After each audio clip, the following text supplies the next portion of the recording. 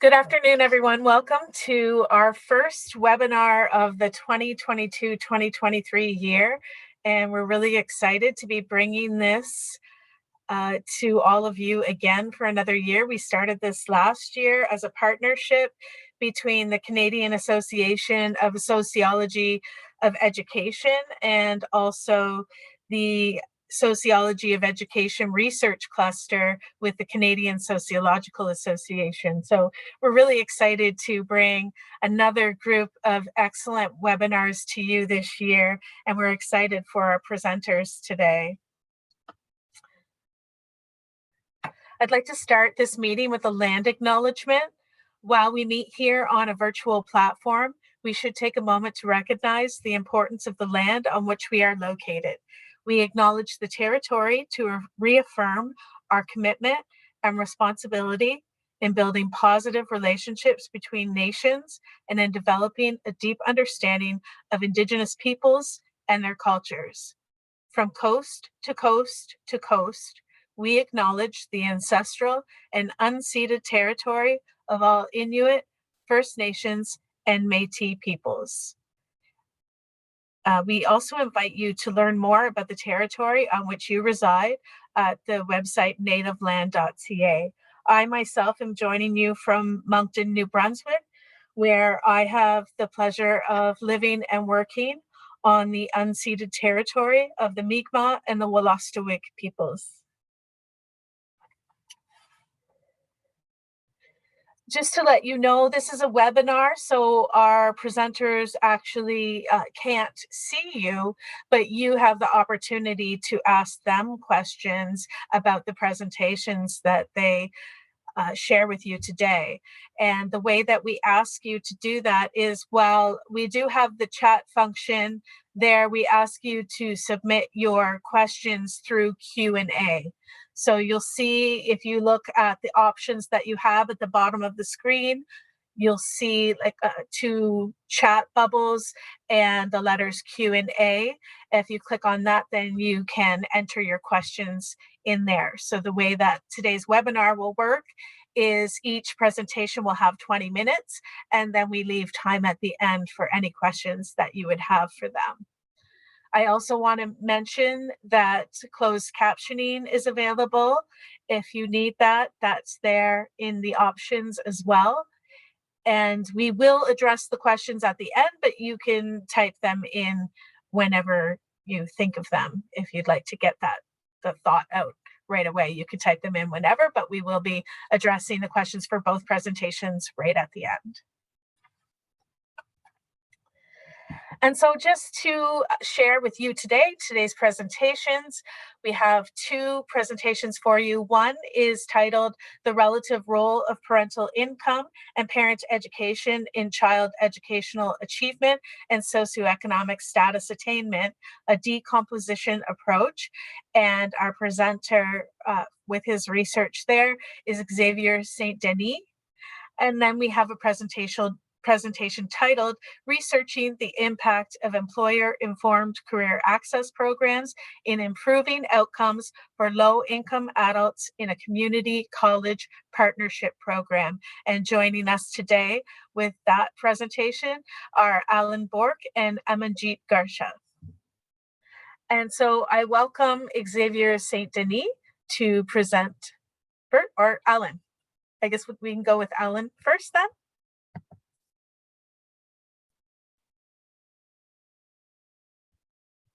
I saw your name come up, so I assume. Are you going first? Yeah, I think Xavier the plan was for Xavier to go first, so I'm happy to go second. Okay, if that's okay. That works. All right, I just saw your name pop up on the screen. Okay, Xavier, then we'll have you go first. Perfect. So you should be seeing my screen now.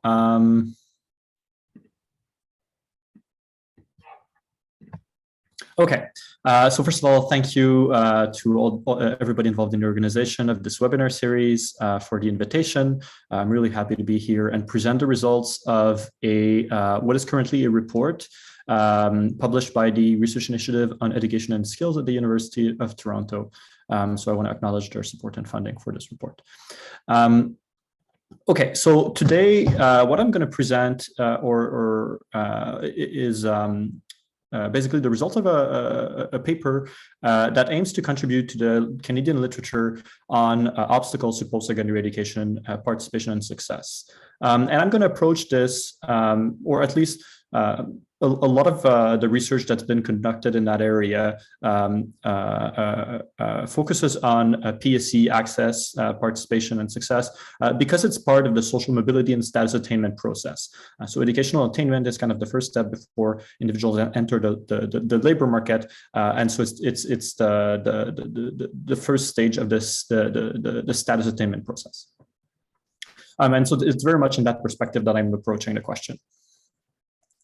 In that literature, the quantitative literature especially has focused on the relative or the quantification of the relative role of two sets of factors that are seen as having influence on educational attainment: financial factors and then non-financial factors, or obstacles or resources.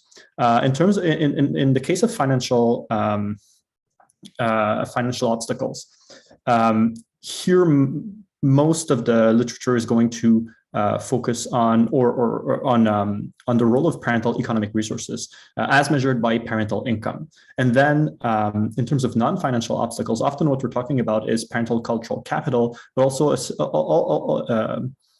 other family background characteristics that have an influence on the formation of educational aspiration. And often this is this is measured through variables capturing the parental education level. And so we see a certain number of studies that focus on the relationship between those two variables, parental education and parental income, and then child educational attainment as a dependent variable. In this literature, we've seen one broad conclusion emerging, which is that there's a strong relationship between educational achievement and parental education. And the literature tends to conclude that this relationship is stronger than the relationship between parental income and educational achievement. This has led some scholars to conclude that or to claim to formulate claims about the primacy of cultural capital versus economic resources.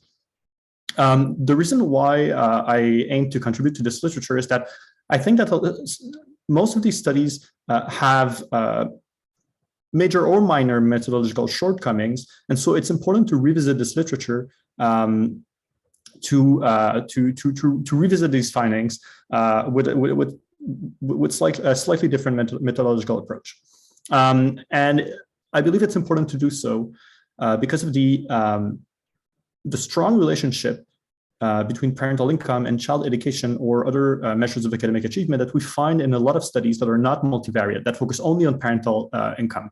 And so in multivariate models that look at both parental income and parental education, the idea is that if the relationship between parental income and child education is spurious,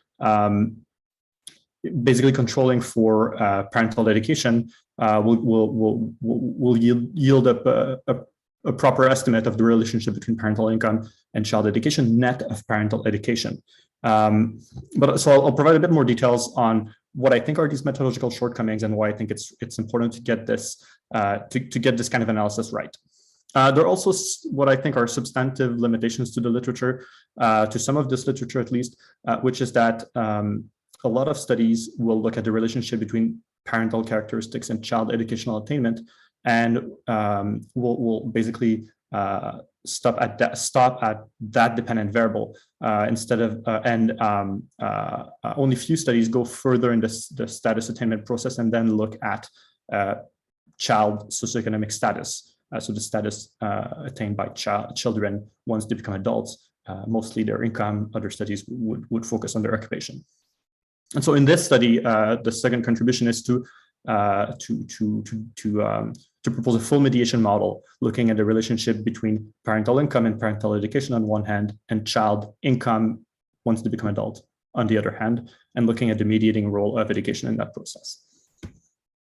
So what I'm going to ask more formally is, what is the relative importance of parental education and parental income for child educational attainment and income level in adulthood?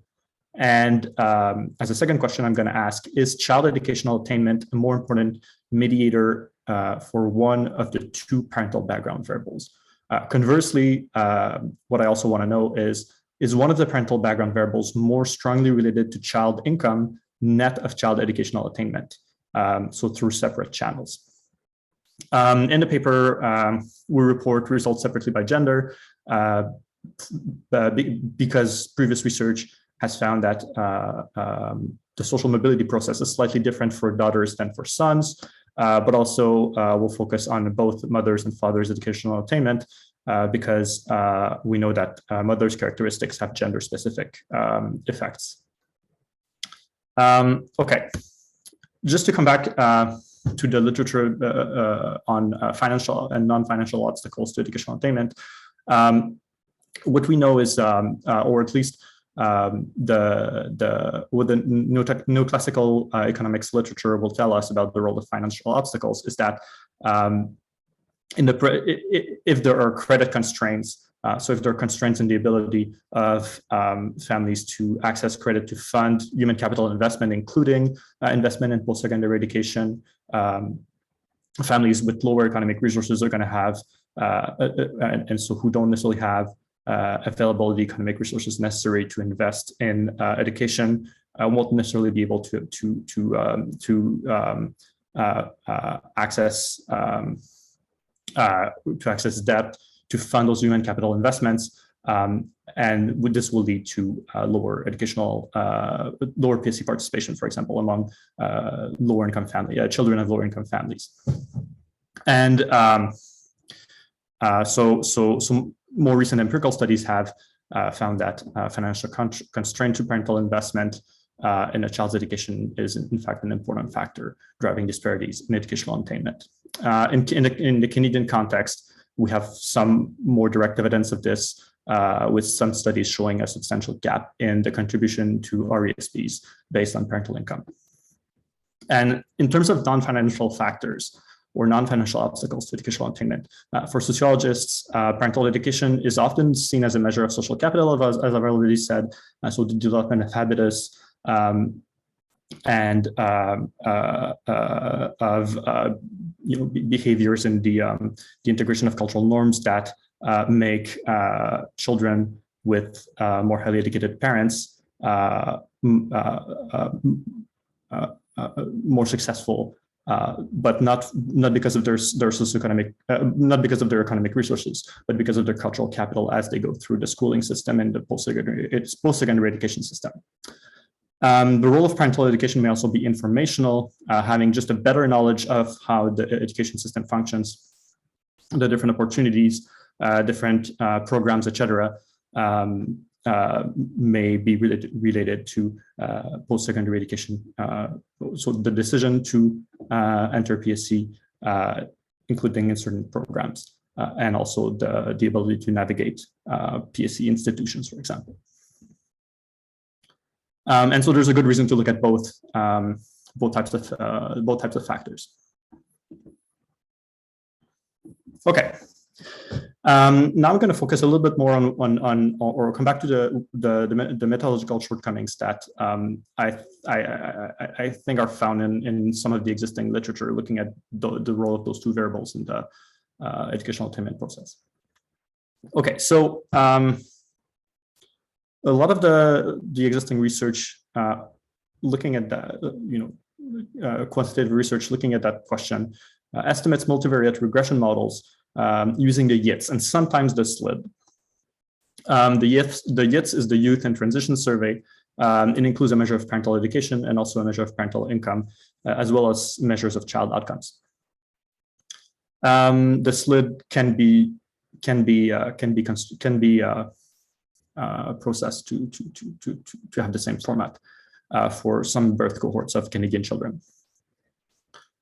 So in most of those studies, what we're going to find is that authors aim to determine whether parental education or parental income is more strongly related to child education by estimating logistic regression models.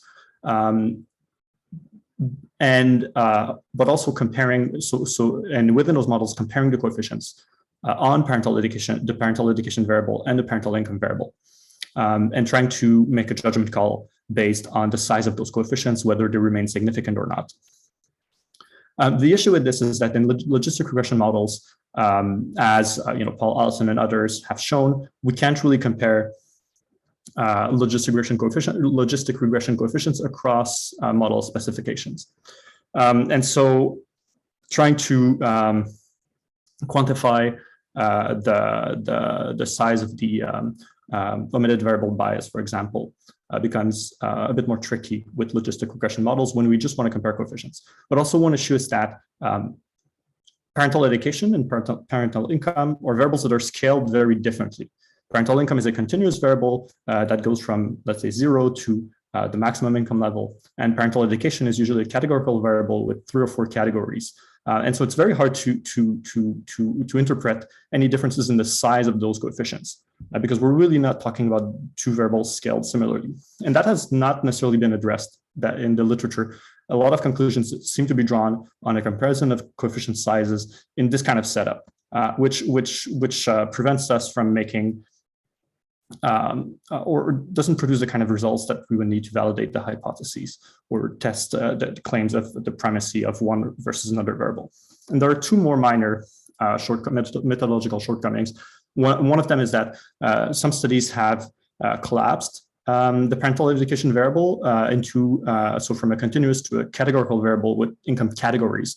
In doing that, it's likely to attenuate artificially the strength of the relationship between parental income and child education by artificially diminishing constraining the variation in parental income.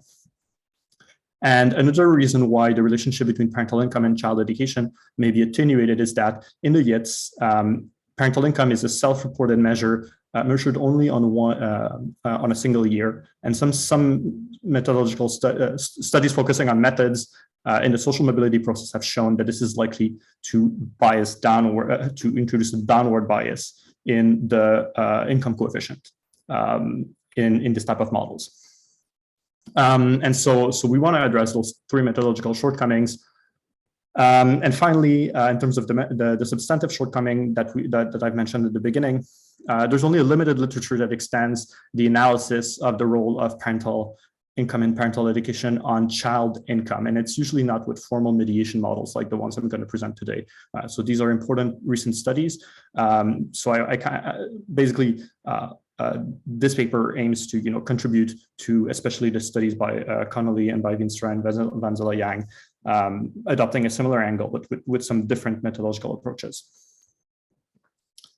Okay, so I'm just checking my time. Okay, so we're using data from the LISA.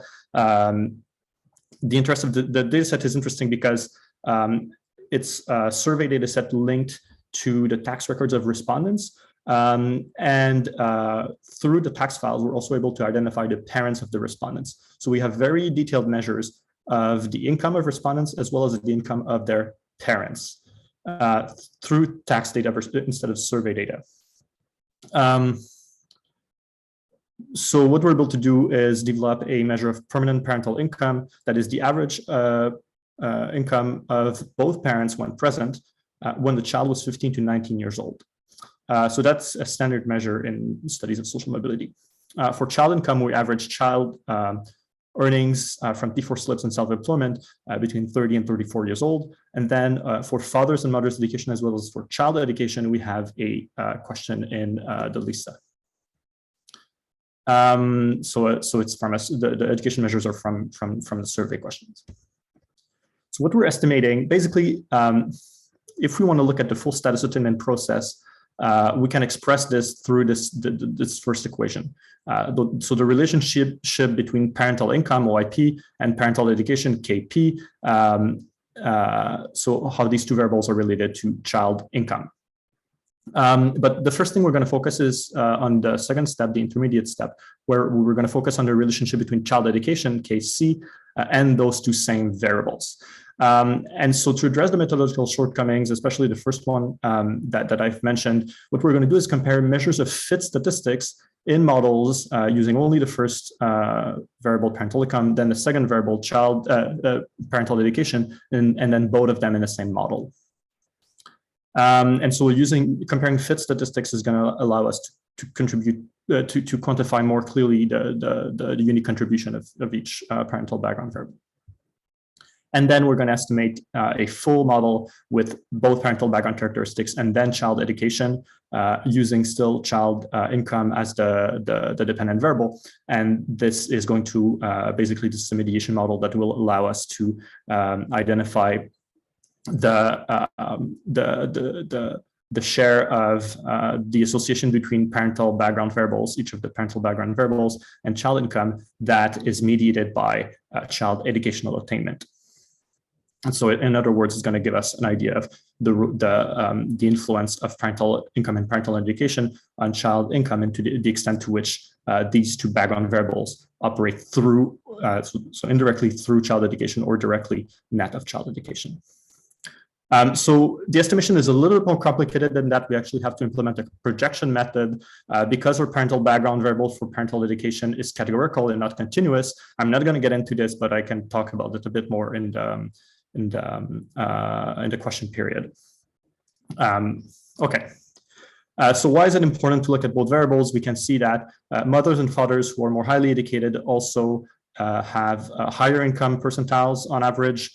So there's a large difference in the income percentiles of mothers and fathers based on their level of education. So these variables are related. So it's important to look at their effects in a multivariate model. So the first set of model that I want to report is a model from step 2, regressing child education, a logistic regression model, regressing the probability or regressing a dummy for child's bachelor degree completion on the parental background variables. And as I said, we're going to focus on the fit statistics. There are a few of them. They all show pretty much the same thing or lead to the same interpretation. So I'm going to focus on the McFadden's R-square. And so if we compare model 1 with only parental income to model 7 with parental income and parental education, we can see that the size of the fit statistics essentially doubles, which means that the unique contribution of parental education to the fit of the model is it's about 50% of the total McFadden's R-square. And so this is much larger than the unique contribution of parental income, because if we take model 4 that takes parental education, which is the education of both the mother and the father, it increases the fit statistics by a meaningful size, so from 0.9 to almost 0.12. But it's not so adding parental income does improve the model's fit, but not by nearly as much as the role of parental education when we add it to a model that only has parental income. And so what we argue in the paper is that this is a much clearer way to quantify the unique contribution of each variables in a multivariate setup. Second, we estimate our full status attainment model, regressing daughters and sons' employment income on the parental background variables, and then estimating a mediation model with child education as our mediating variable. So I'm going to focus. So this is our coefficient for the association at the top between parental income rank and child income rank. So we just rank income based on percentiles. So it's in line with the literature. But what's going to be really interesting for this presentation is looking at the share of that association here. That is between parental income and child income, that is accounted for by child education, and it's for daughters it's 40%. Now, when we look at the share of the relationship between parental education and child income that is accounted for by child education, it's 82%.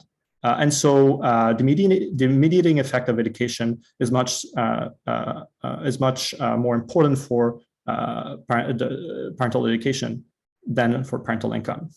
This is even more true for sons, where parental education or parental income mostly is mostly directly rather than indirectly related to child income, and this is really not the case for child education, parental education. I mean, and so what these results show us, first of all, is that in line with the interpretations of the literature, the existing literature.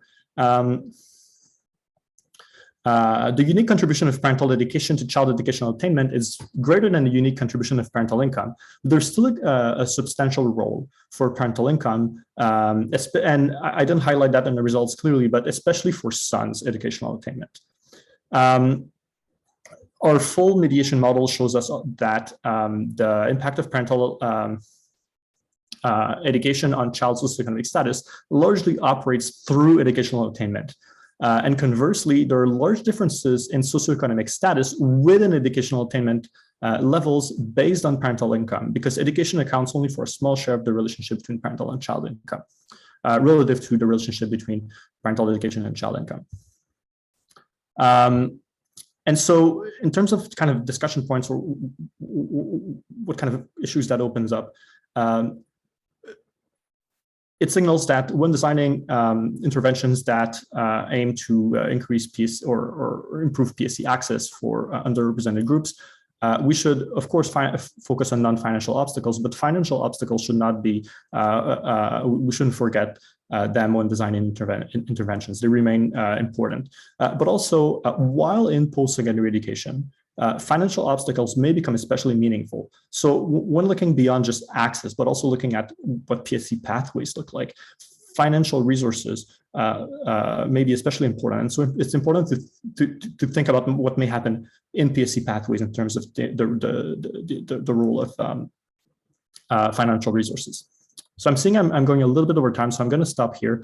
But I'm curious to in the question period to know if you if you see other policy implications, other theoretical ramifications here, and where we can bring this paper, bring it from a report to a more to a peer-reviewed publication. So thank you very much, and I'm looking forward to the discussion. Wonderful. Thank you, Xavier. We'll move now to the next presentation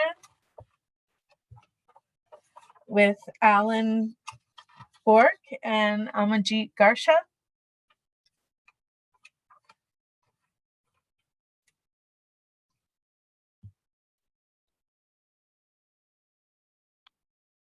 Hello, hi everyone. I hope my screen is showing up here. Thank you, Cathlene. Yeah. I can see you nodding.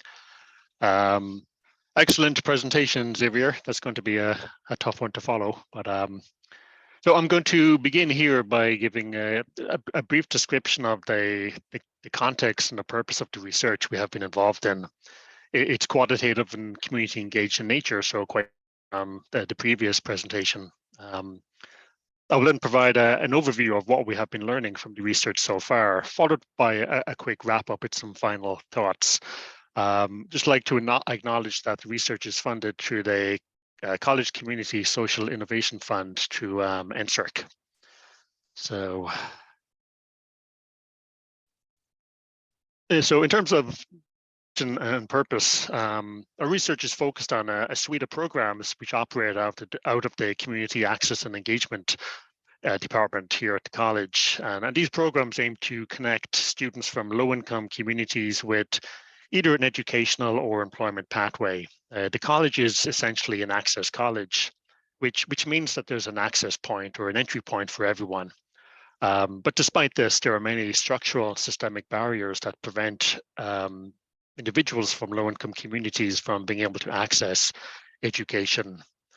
Very quickly, these barriers range from situational to institutional to motivational barriers. So a combination of financial and non-financial barriers, which were referenced in the previous presentation. So, individuals in low-income communities, we're looking at poverty, unemployment or underemployment, lower municipal rates of educational and attainment in low-income communities, feelings of social exclusion, and factors pertaining to immigrant status and identity. following many years of outreach and engagement, the college developed a model which is it's called CD School, whereby college level courses are delivered in community-based settings. So the whole notion, building upon the community hub model, which means that they're located close to community hangout spots or social service centers, places where people already gather and hang out, so that they're familiar and accessible. So that the course is literally kind of right around the corner from where students live. The college now have 2 downtown classroom locations in community-based settings, and also 2 mobile classrooms, which have the obvious advantage of being able to travel from one neighborhood to another depending on need. And taking a course, it gives students just a taste to expect in a fuller program of study. The classes are free, they're easy to access, and class sizes tend to be quite small. Much of our previous research has focused on pathways to education. I'm going to pop a couple of links into the chat box if you'd like to find out more about that. Just looking at the community hub classroom in the community model, and also looking at the teaching component. One thing we did find with our previous research were increasing numbers of people who they did not want to commit to a 2 or 3 year program of study. It takes time and money and a lot of commitment, but who wanted to connect with an employment opportunity. And that's what our current research is focused on. Courses are customized and designed in collaboration with both social service providers and with employers. And the subject area of courses does vary quite a lot. So ranging from to the culinary arts to courses in personal support work. Here's a visual of the courses we have been researching to date with the research. So courses focus on career exploration and aim, depending on the course, to provide an overview and introduction to some of the hard skills which are sector specific.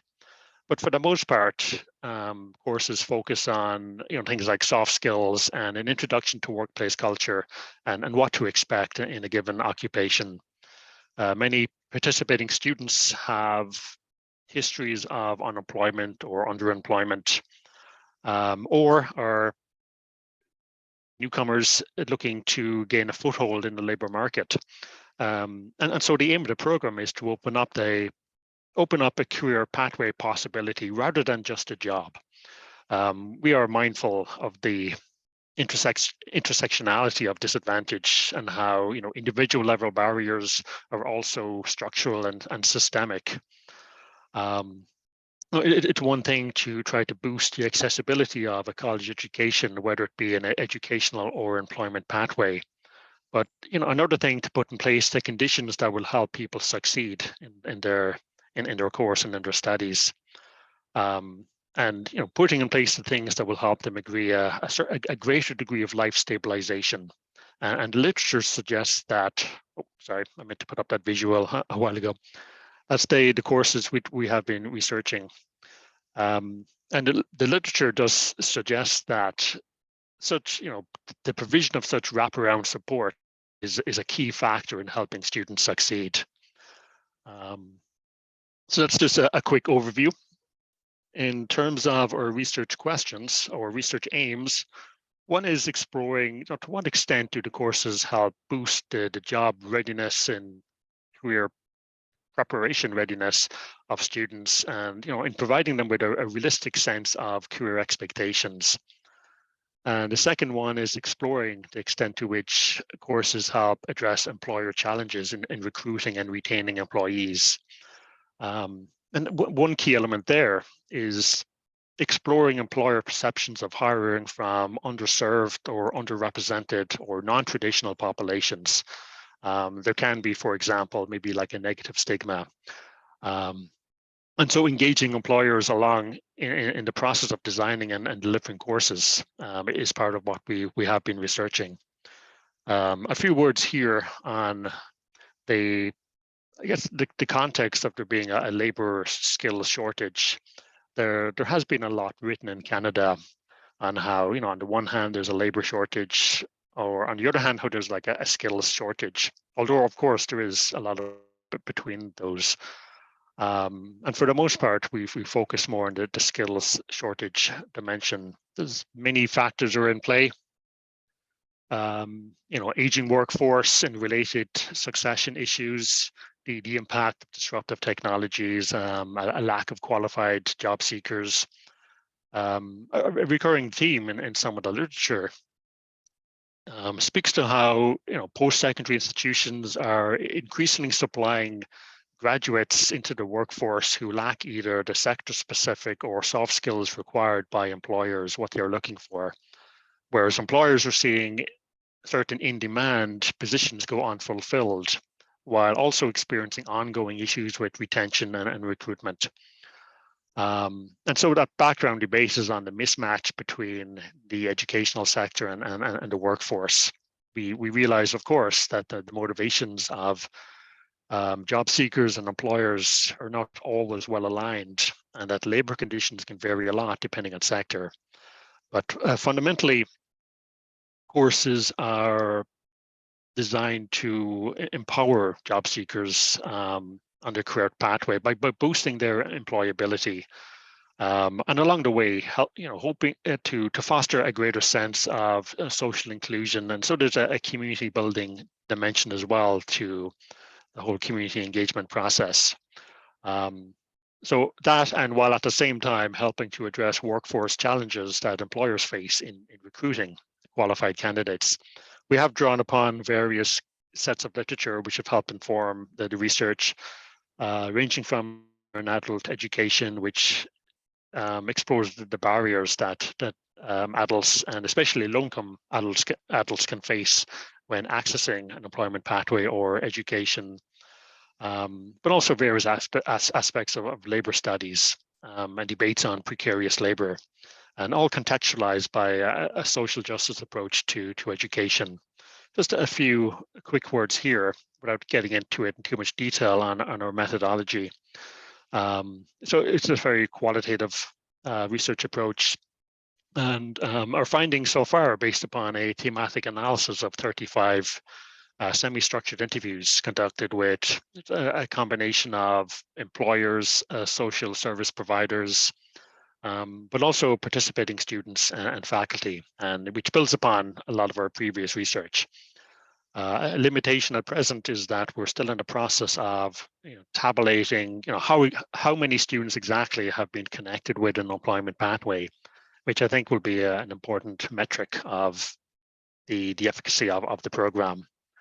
I have a few slides coming up in which I'm going to speak about some of the findings, what we have found so far. I guess a starting question here would be to what extent what does it mean to talk about improving outcomes for low-income populations? Well, for starters, it involves providing individuals with a sense of hope and opportunity.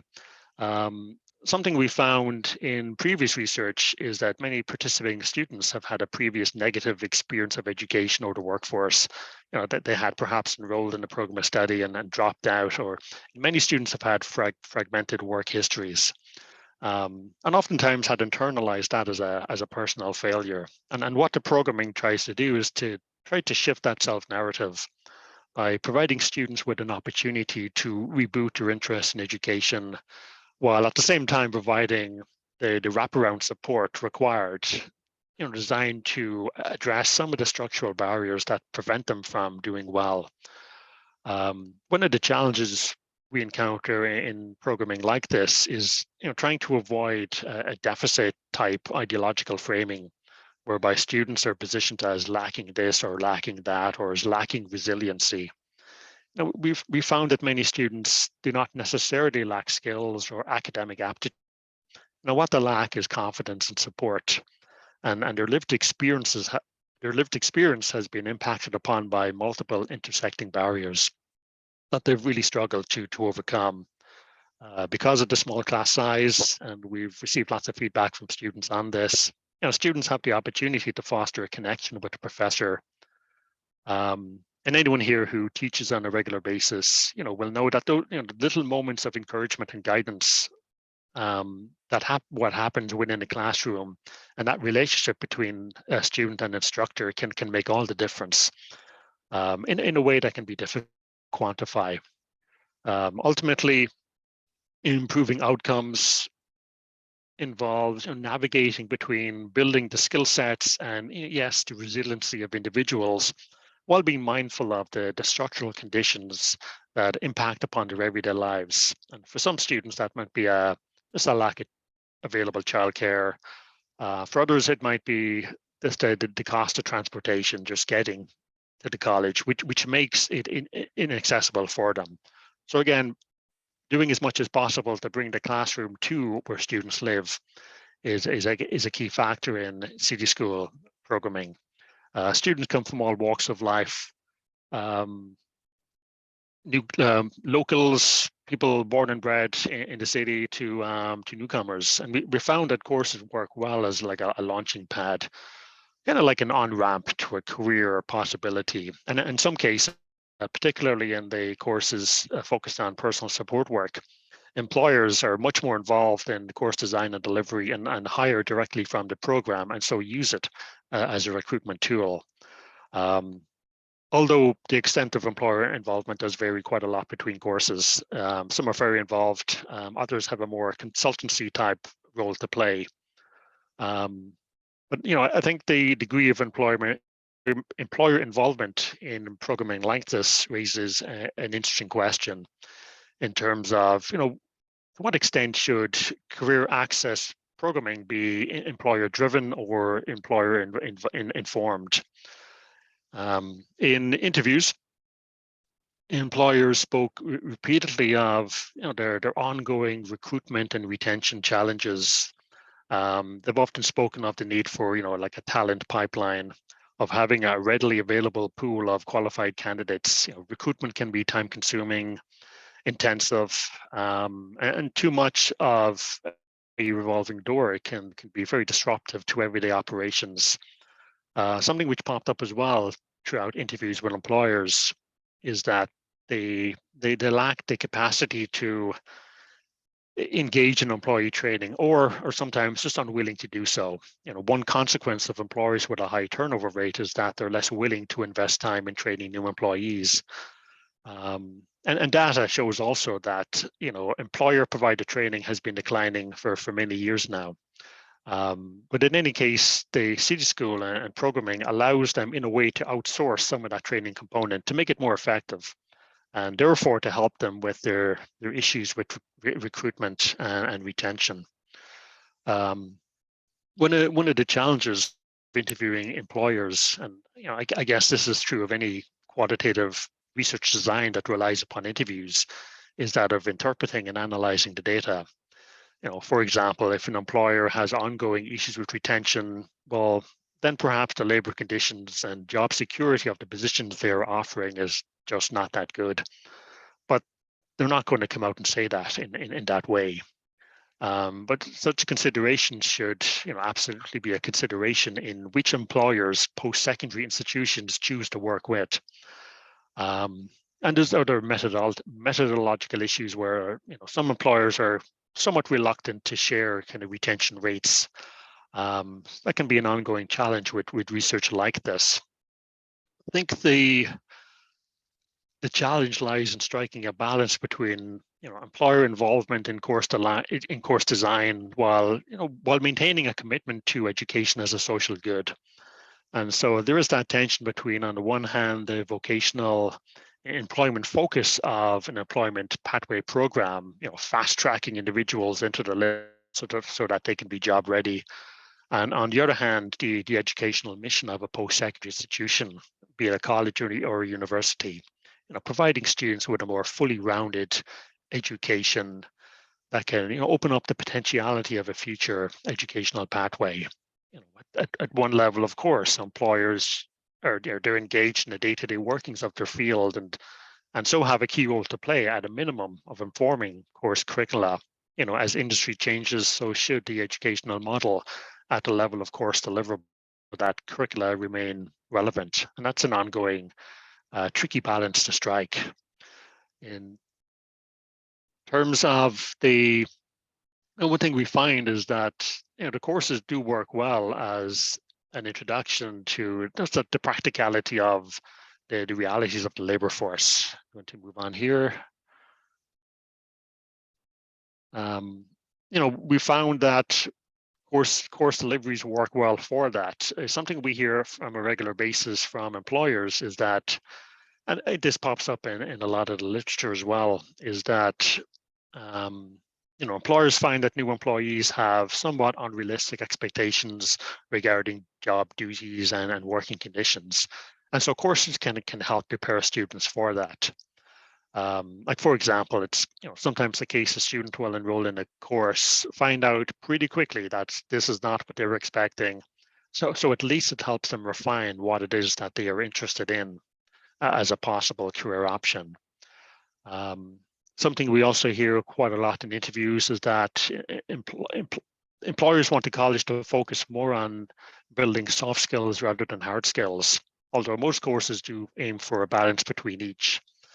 Essentially, employers are looking for somebody with the right aptitude or attitude. And if somebody has those characteristics, then they're more than willing to spend the time and train them in with regard to skills. Of course, as much as is important for job seekers to have a realistic view of the labor market and working conditions, there's also a need for employers to have a realistic view of what job seekers are looking for.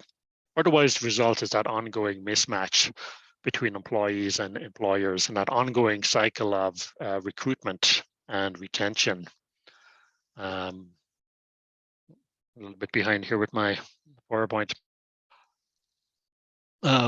Courses also help to inform job seekers that career access means entry level. And that further career progression can involve time, further training, possibly at some point enrolling in a future course of study at a college or university. But again, for the most part, the focus is on not just connecting people with a job that may not have many possibilities for future advancement, but just with the possibility of a career pathway. And again, what that looks like varies quite a lot depending on the sector and the course delivered. Beyond this research, there has been a trend towards employers becoming more involved in curricula design and even course delivery in recent years, which speaks to the changing relationship between education and industry, and the extent to which a post-secondary education, including the more vocationally driven nature of a college education, to what extent should that be driven by industry imperatives or what employers are looking for? And so there's that ongoing tension between economic efficiency and social justice. When I come across the phrase, the talent pipeline in some of the policy literature, that can, on occasion, I think, be like a neoliberal type euphemism for a continuous supply of disposable labor. But ultimately, the overall aim of what the college is trying to do is to help students overcome the structural systemic barriers that prevent individuals from low-income communities from being able to access and keep a good job. Again, many participants have that fragmented work history, which the programming is designed to try to disrupt. We are well aware, of course, of the increasing labor force precarity and the impact of the gig economy. I think this raises a fundamental contradiction regarding community-based solutions to structural inequalities.